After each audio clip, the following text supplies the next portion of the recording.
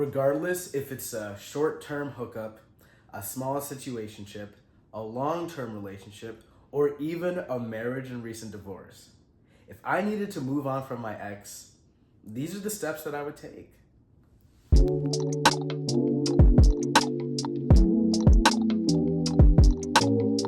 Before you can solve any problem in life, you have to get to the root of it. So before you can move on from your ex, you gotta figure out why you can't. And in my opinion, there are a lot of reasons why people struggle. Maybe their ex had provided financial support. Maybe your ex met most of your emotional needs. I don't know. For me, even though my relationship was really toxic, I was actually attached to the idea that it would work out. I would keep holding on to the idea that maybe this is the right person and we'll have this happy family later down the line and everything will be great. When in reality, I was being shown time and time again that they didn't value me, they didn't care about me, and they didn't have my best interest at heart. And no matter how loyal I was, they didn't even trust me. This was not the right situation for me at all. And if you're already resonating with what I'm saying, get a pen and paper because class is about to start. Now, if you had a breakup that was clean and mutual and respectful, ironically, I feel for you because I feel like these situations can almost make it harder to really cut things off and really go your separate ways. When breakups are messy and disrespectful and people are mean and nasty, it's easy for you to cut things off because you're hurt and because you're angry. It's easy for you to be like, screw you, I'm done, type of thing. But when things happen clean and, mutually and respectfully, it's harder to go your separate ways. When you walk away, it kind of leaves you with this, oh, man, I wonder if there's still room for me to squeeze back in. They were kind to me, I was kind to them. If I come back, wouldn't things still be kind? It's really tricky.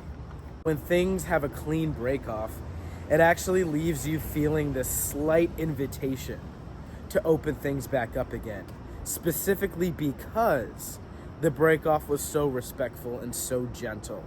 It makes you feel like any sort of reconnection would be just as gentle, which, like I said, makes you feel like there's a small invitation to reconnect.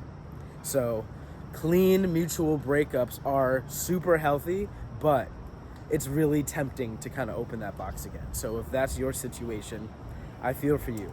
That's tough. Now, if your breakup was messy and your partner was disrespectful or less than loving and caring, hear me out, but I want you to take advantage of that for your emotional benefit. Let me explain.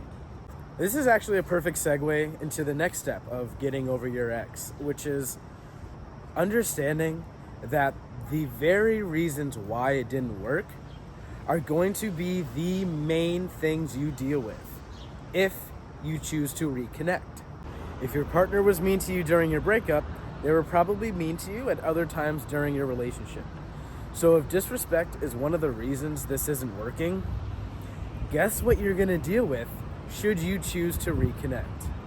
Sometimes relationships end because people were dishonest.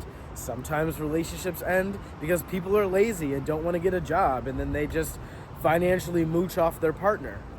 Breakups happen for millions of reasons, but you have to ask yourself, why aren't we together? Why did this not work?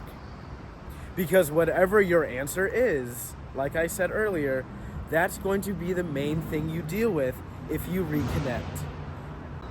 There are times I've had to let go of friends for sure, and partners as well.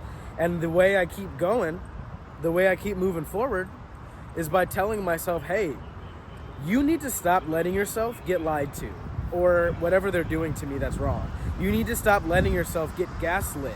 This person, this friend, this ex is someone who is emotionally immature. They gaslight you. They give you a hard time every time you express yourself. Is this really what you want? That's the $10 billion question. Is that even what you want? Or are you attached to the idea that they might change or something? You see what I'm getting at? Honestly, I'm someone who knows exactly what I want in a partner, in a living situation, in a job, generally in my life. I always know what I want. So, asking myself, is this the way I want to be treated? Is this what I want from a partner?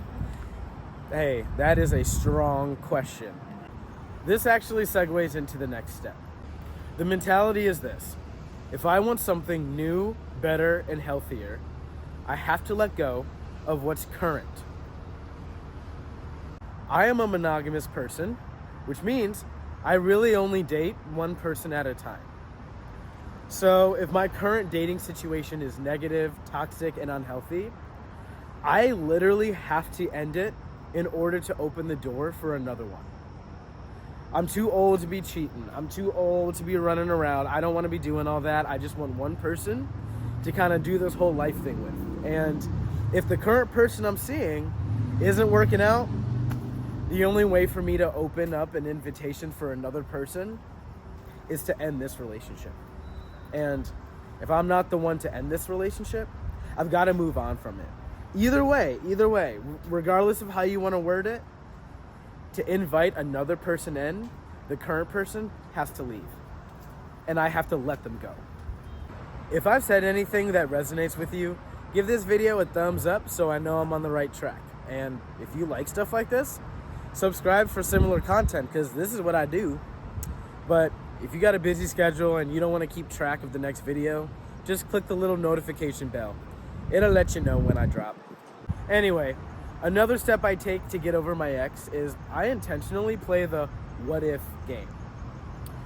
What if we're together for the next 10 years? What would our relationship look like? How would I feel? What if I introduce them to my family? Would my family think that this is a good person for me? Would my family think I'm making the wrong decision? What if we already broke up and this is actually our second, third, or fourth time getting back together? What would my friends think? Not in terms of judgment, but in terms of health, mental health. Would my friends think I'm making a healthy decision? Would they be supportive? And if not, why? I actually don't think getting over your ex is something that happens with time. I don't think time heals all wounds. I think a lot of people just wait to forget about their ex, or they wait to move on.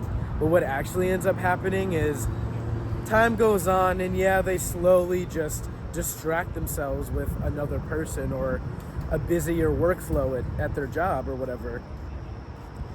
But because you never actually got over that person, they just turn into a soft spot or a trigger. And anytime you see them or are reminded of them, you kind of panic. Getting over someone means being able to see them or be reminded of them and allow yourself to take a deep breath and genuinely not be affected. That's how you know you're over someone. And it looks really different on everybody, right? Moving on looks different on everybody. But the feeling, in my opinion, is similar. And it's a feeling of being okay, even if you get reminded. It's not being triggered. That's what getting over someone really feels like.